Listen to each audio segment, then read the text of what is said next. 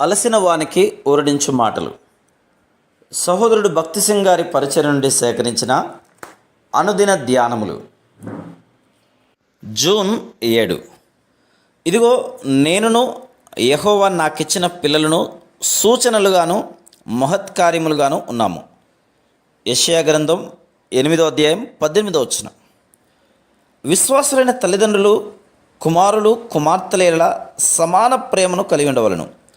144 కీర్తన 12వ వచనంలో, మా కుమారులు తమ యవ్వన కాలముందు ఎదిగిన మొక్కల వలె ఉన్నారు, మా కుమార్తెలు నగురునకే చెక్కిన మూలకంబముల వలె ఉన్నారు అని చదువుచున్నాం. ఒక విశ్వాసికి ప్రతి బిడ్డ, అది కుమారుడైనను కుమార్తె అయినను, సమానంగా ప్రశస్తమైన వారు. మనం వారిని సంతోషముతో కృతజ్ఞతతో ఒకే విధంగా స్వీకరించవలను. చాలా సందర్భములలో తల్లిదండ్రులు కుమారుడైన యెడల పెద్ద విందు, కుమార్తె అయిన యెడల సామాన్యమైన భోజనం ఏర్పాటు చేయదు. చాలా వరకు ప్రతి తల్లి మొదటి బిడ్డ కుమారుడై ఉండవాలని కోరును. బిడ్డ తెల్లగా చక్కగా ఉన్న యెడల తల్లిదండ్రులు అధికమైన ప్రేమను శ్రద్ధను కనపరచుదురు.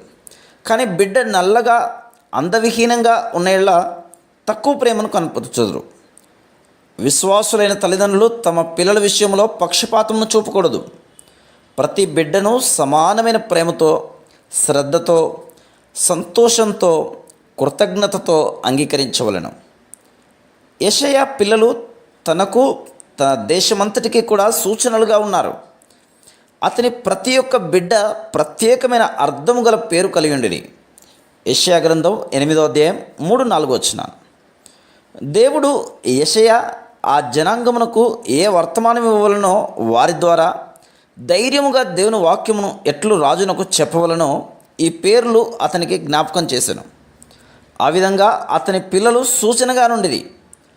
విశ్వాసులైన తల్లిదండ్రులు తమ పరలోకపు పిలుపును తమ పిల్లల ద్వారా అర్థం చేసుకొనగలరు. ప్రభువైన యేసుక్రీస్తు తల్లిదండ్రులు పిల్లల యొక్క ఉదాహరణను తీసుకొని తండ్రి అయిన దేవుడు తనను అడుగు వారికి పరిశుద్ధాత్మను ఏ విధంగా ఇచ్చినో వివరించను. లూకా సువార్త 11:13. ఆ విధంగా మీ పిల్లలతో మీ అనుదిన అనుభవముల ద్వారా దేవుని గురించిన అనేక సత్యములు, ఆయన ప్రేమ, విశ్వాస్యత, జాలి మొదలగునవి బయలుపరచబడును. విశ్వాసులైన తల్లిదండ్రులు తమ పిల్లలను శిక్షించుటకు వెనదీయకూడదు. హెబ్రీ 12:7లో తండ్రి శిక్షింపని కుమారుడెవడు అని దేవుని వాక్యం చెప్తుంది. ప్రతి ఒక్క సమయంలోనూ పిల్లలను శిక్షించుచు వారిని దేవుని భయములో పెంచుటయే ఉత్తమం. అందరము పాపపు స్వభావంతో జన్మించిన వారం కనుక పిల్లలు తప్పు చేసినప్పుడు వారిని శిక్షించుట అవసరమైంది.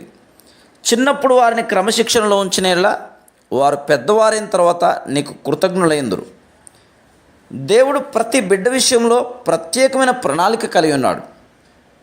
ఇర్మియా గ్రంథం 1వ అధ్యాయం 5వ వచనంలో ఇర్మియాను గురించి దేవుడు ఇట్లు చెప్తున్నాడు: గర్భములో నేను నిన్ను రూపింపక మునుపే నిన్ను ఎరిగితిని, నీవు గర్భము నుండి బయలుపడక మునుపే నేను నిన్ను ప్రతిష్ఠించి తిని, జనములకు ప్రవక్తగా నిన్ను నియమించి తిని.